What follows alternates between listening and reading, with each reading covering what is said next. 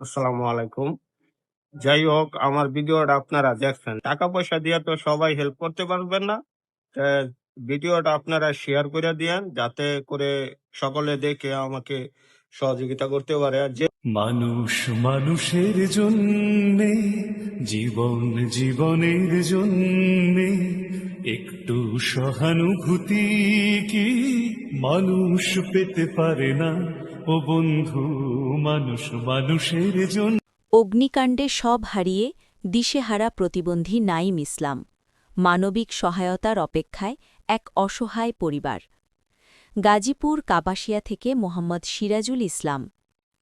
গাজীপুর জেলার কাপাসিয়া থানার রাইয়েদ ইউনিয়নের বড়হর গ্রামে বসবাসকারী মোহাম্মদ নাঈম ইসলাম আজ চরম মানবিক বিপর্যয়ের মুখে।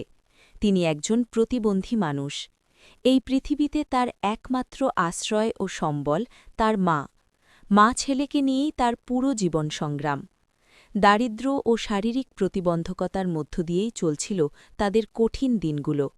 কিন্তু ভাগ্যের নির্মম পরিহাসে হঠাৎ একদিন ভয়াবহ অগ্নিকাণ্ডে নাঈম ইসলামের ভাঙা ঘর ও বসতভিটা সম্পূর্ণ পুড়ে ছাই হয়ে যায়।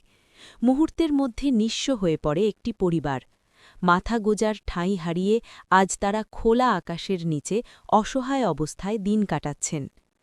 নাঈম ইসলাম শারীরিকভাবে প্রতিবন্ধী হওয়ায় নিয়মিত চিকিৎসা তার জন্য অত্যন্ত জরুরি, কিন্তু তার রোগের চিকিৎসা ব্যয়বহুল হওয়ায় টাকার অভাবে তা সম্ভব হচ্ছে না। এরই মধ্যে অগ্নিকাণ্ডের পর জীবনের ন্যূনতম চাহিদা ৩ বেলা খাবার জোগাড় করাও হয়ে উঠেছে অসম্ভব।